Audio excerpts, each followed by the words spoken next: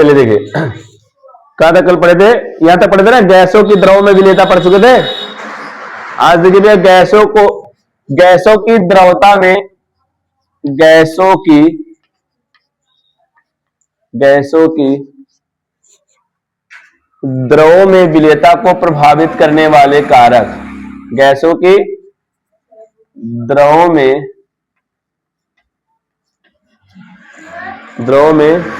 विलेयता को प्रभावित करने वाले कारक,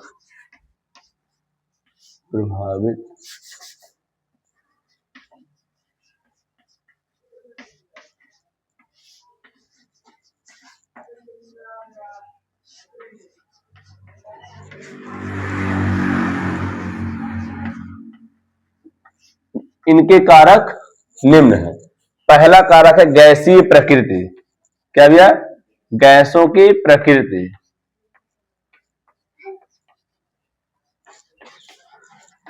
गैसों की प्रकृति, चलिए देखिए गैसों की प्रकृति क्या है। देखिए,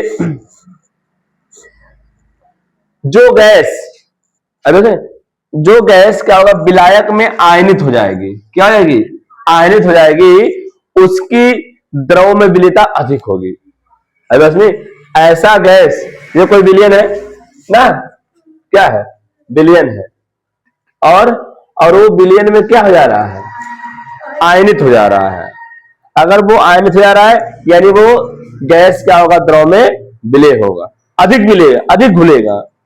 यानी जिस गैस या जो गैस, कोई भी गैस हो, यदि कोई गैस जल में आयनित हो जा रही है, आयनित का मतलब जल में डालने के बाद वो अपने आयनों में टूट जा रहा हो। जैसे देखिए HCl, क्या है? HCl।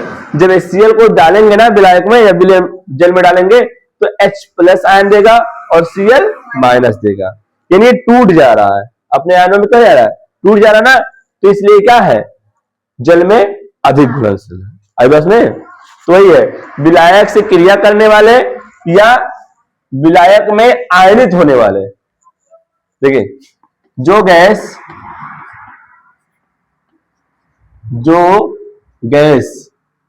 विलायक में क्या हो जाए? आयनित हो जाए।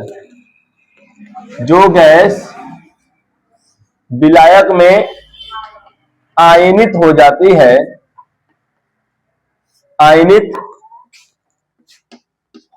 है, उसकी विलेयता क्या होगी? अधिक होगी। उसकी विलेयता अधिक होगी। चलिए, सबसे ज्यादा कौन सी गैस घुलती है भैया? सबसे ज्यादा अमोनिया, हाँ, NH3 ना। देखिए, जैसे में NH3 ना, इसके बाद HCl, इसके बाद CO2 ना। ये देखिए, ये सभी कैसे क्या होते हैं? ये अपने आयनों में टूट जाते हैं। अब उसमें जब टूट जाएंगे तो क्या हो जाएगा? यानी जो गैस या ऐसी गैस जो विलायक में क्या हो जाती हो? आयनित हो जाती हो, उनकी विलेयता अधिक होती है। जैसे में NH3, HCl और CO2। आया समझ में? देख लीजिए कैसे होंगे। देखिए, NH3 है, क्या है भैया? NH3 है। इसको आप जल में डालें, तो जल में जब डालेंगे, कहां डालेंगे? जल में, तो ये बनाएगा NH4OH। क्या बनाएगा? NH4OH। क्यों? ये देखिए H+ टूटता है, ये OH- टूटता है ना, तो एक H+ वाला इसके पास आएगा तो NH4 हो जाएगा, और OH आ जाके जुड़ जाएगा, तो हो गया NH4OH। अब ये टूटेगा, किसमें टूटेगा भैया? किसमें टूटेगा? देखिए, किसमें टूटेगा? NH4+ और OH- टूटेगा। आई बात में? देखिए, आयनों में टूटा कि नहीं टूटा? टूटा। तो यही कहा जा रहा है, जो गैसें या ऐसी गैसें जो जल में आयनित हो जाती है, क्या हो जाती है? आयनित होती है, या जल से अभिक्रिया कर, या विलायक से अभिक्रिया कर लेती है, उनकी विलेयता क्या होती है? अधिक होती है। यही हेडिंग क्या है? गैसों की प्रकृति। यानी गैस की कैसी प्रकृति होती है, जब आप गैस को जल में डालेंगे तो कैसा बिहेव करेगा। अभी बस में तो वही बताया जा रहा है कि ऐसी गैसें या जो गैसें विलायक में आयनित हो जाती हैं, उनकी विलेयता क्या होती है? अधिक होती है। अगला देख लीजिए HCl वाला देख लीजिए, जब HCl को आप जल में डालेंगे ना तो क्या बनाएगा भैया, क्या बनाएगा पहले,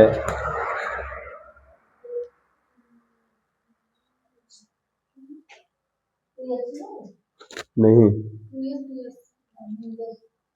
ये टूट जाएगा, अपने आयनों में टूट जाएगा अगर जल में डालेंगे, तो H प्लस में टूटेगा और Cl माइनस में टूट जाएगा। और ये बनाएगा क्या, अगर देखा जाए तो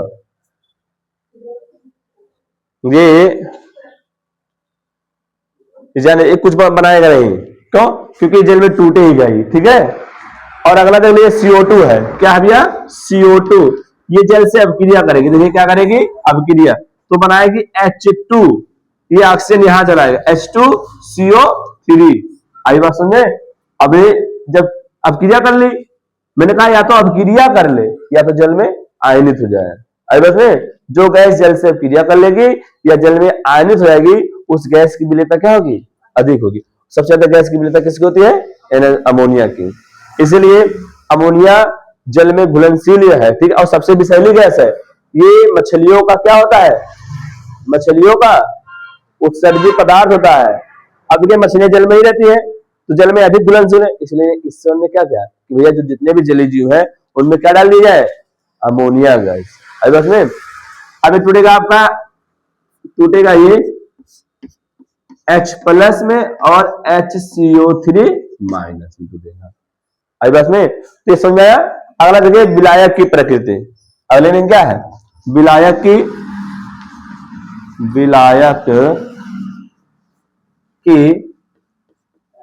प्रकृति। चलिए देखिए विलायक की प्रकृति क्या कहती है। विलायक की प्रकृति कहती है ना, चलिए देखिए जो ध्रुवीय गैसें होंगे, कैसी गैसें होंगी भैया, ध्रुवीय गैसें, ये ध्रुवीय गैसें ध्रुवीय विलायक में घुलेगी। मैंने कल भी बताया था, जैसे का तैसा। अब बस में यही ध्रुवीय गैस होगा वो ध्रुवीय विलायक में घुलेगा। जल क्या है, ध्रुवीय है ना, ध्रुवीय गैस किसमें घुलेगा भैया, ध्रुवीय विलायक में, यानी समान प्रकार के घोलता है। अब बस में जैसे समाज में देख लीजिए, जो एक व्यक्ति गरीब होगा वो गरीब की मदद करेगा, अमीर की मदद करते हैं। कुछ ही होंगे उसमें, 100 में से एक ही होंगे। जैसे आपने मैंने बताया था ना, चीनी आप ध्रुवीय होते हुए भी जल में घुल जाते, क्यों, हाइड्रोजन बन रहा है। तो ऐसे समाज में भी क्या होता है, किसी को स्नेह होता है, वो ठीक है, सब एक जैसे नहीं होते ना, सभी एक दिमाग के होते हैं नहीं, लेकिन अधिकतर आप देखेंगे ना, अमीर को ही चाहेगा और गरीब की मदद। लेकिन उसी एक अमीर में से कुछ लोग बहुत दिमागदार होते हैं कि गरीबों की भी मदद है, वही चीनी की तरह। आई बात समझे।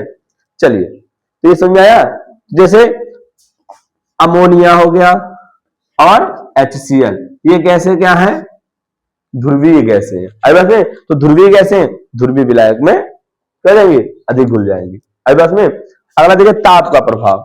देखिए ताप बढ़ाने पर गैस नहीं घुलेगा, ताप बढ़ाने पर क्या होगा, चलिए देखिए कितना समझ आया, आया भी अच्छा समझ में।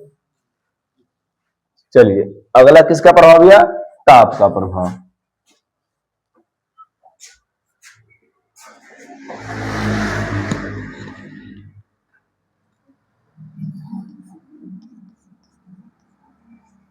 ताप का प्रभाव, इफेक्ट ऑफ टेम्परेचर। चलिए देखिए ताप का प्रभाव। देखिए कोई विलयन है, कोई विलायक मान लेते जल है, ठीक है।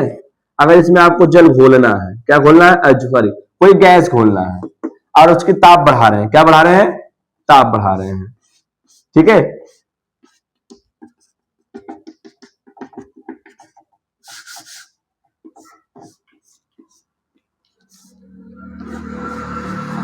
गरमा रहे हैं और आपको गैस घोलनी है, यानी किसी गैस में ताप बढ़ाने पर उसकी विलेयता घटती है। किसी गैस को अगर आप किसी गैस को जल में घोलना है, किसी गैस को यदि आपको क्या करना है, जल में घोलना है, तो आप उसको ठंडा करिए। क्या करिए, ठंडा। आप कोल्ड ड्रिंक पीते हैं, कोल्ड ड्रिंक पीते ना, पीते हैं, जैसे ही आप खोलते हैं तो जैसे बुलबुले निकलने लगते हैं छोटे छोटे। निकलता है कि नहीं निकलता? क्यों? क्योंकि आप टेम्परेचर अच्छा बताइए, आप खोलते झटके से निकलता है, वो निकलता ना। क्यों? जैसे ही वो भाई उसमें ठंडा है, बॉटल में ठंडा है कि नहीं है? बॉटल में क्या है? ठंडा है, ठंडे टेम्परेचर पे वो घोला है। जैसे इन्वायरमेंट गर्म पाता है, वो आप ढक्कन खोलते हैं ना, उसे बुलबुले, छोटे छोटे बुलबुले बनने लगते। क्यों? क्योंकि टेम्परेचर क्या आ रहा है उसका, गर्म हो रहा है, और गर्म होने के कारण गैस घुलेगी नहीं। यानी वही कहा जा रहा है ताप का प्रभाव। यानी गैस का, अगर गैस को आप ताप बढ़ा के घोलना चाहेंगे तो नहीं घुलेगा। यानी गैसों का ताप बढ़ाने पर उनकी घुलनशीलता या विलेयता घटती है। क्या करने पर? ताप में वृद्धि करेंगे, ताप में क्या कर देंगे? वृद्धि, या ताप बढ़ा देंगे। ताप में वृद्धि करने से विलेयता क्या होती है? विलेयता घटती है। आइवस में विलेयता क्या होगी भैया? घटती है। क्यों घटती है? क्योंकि यह एक ऊष्माक्षेपी अभिक्रिया है। आइवस में ऊष्माक्षेपी अभिक्रिया है। कैसे अभिक्रिया है? ऊष्माक्षेपी। ऊष्माक्षेपी का मतलब यह होता है जो ऊष्मा का उत्सर्जन करता है। हाँ, जो ऊष्मा का, आप पढ़ चुके कक्षा 10 में। आई बात में जैसे देख लीजिए, ये देखिए, जैसे समझ में आया कि नहीं आया? ताप का प्रभाव, यानी गैसों की अगर हम ताप बढ़ाएंगे तो उसकी विलेयता घट जाएगी। आई बात में, यानी अगर कोई जल में कोई गैस विलेय है ना, आप उसको गर्म करेंगे तो गैस की विलेयता क्या रहेगी? कम हो जाएगी, घुलेगी नहीं। जैसे देख लीजिए, कौन सा भी गैस है? H2O में CO2 खोल रहे हैं। क्या खोल रहे हैं? H2O में क्या है? CO2। आप जो कोल्ड ड्रिंक पीते हैं ना, कोल्ड ड्रिंक पी रहे हैं कि नहीं पी रहे, उसमें कौन सी गैस होती है? CO2 गैस होती है। आई बात में, ये किसमें टूटेगा भैया? H2CO3 प्लस में। हाँ हाँ हाँ हाँ, तभी तो मैं कहता हूं उसको नहीं पी रहे। आप देखिए, माजा तो पी सकते हैं, माजा, स्लाइस, आई बात में। लेकिन आप जो क्या बोलते हैं, थम्स अप आता है, कोका कोला तो गाना, स्प्राइट में भी होता है, डी में भी होता है। ये माजा हो गया और स्लाइस हो गया, मैंगो वाला जो होता है, फ्रूटी रोटी, उसमें नहीं होता है। यानी जिसको पीने से डिकार ना है, जिसको पीने से डिकार है, उसमें CO2 है। आई बात समझ में? क्या है उसमें? CO2। तो देख लीजिए, आई बात में, जल में क्या घुला है? CO2 गैस घुला है। तो ये ताप का प्रभाव समझाया। अगर गैसों के ताप बढ़ाएंगे तो उसकी विलेयता क्या होगी? घट जाएगी, और ताप कम करेंगे तो विलेयता बढ़ जाएगी। यानी एक दूसरे के क्या होते हैं?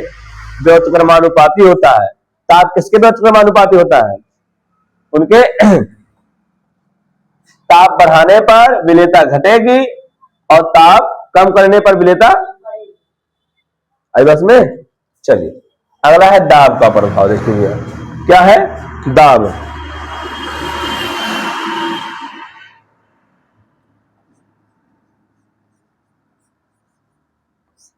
दाब का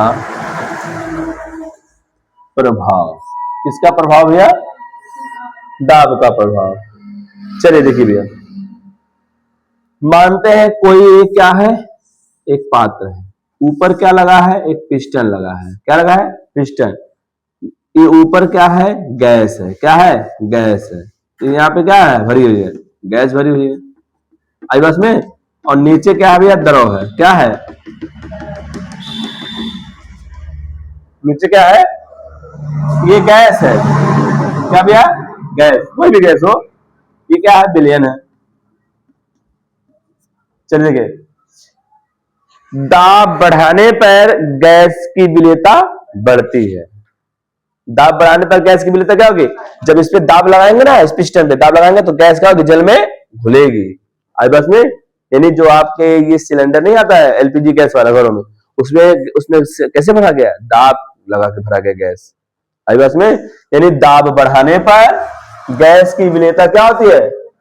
हाँ।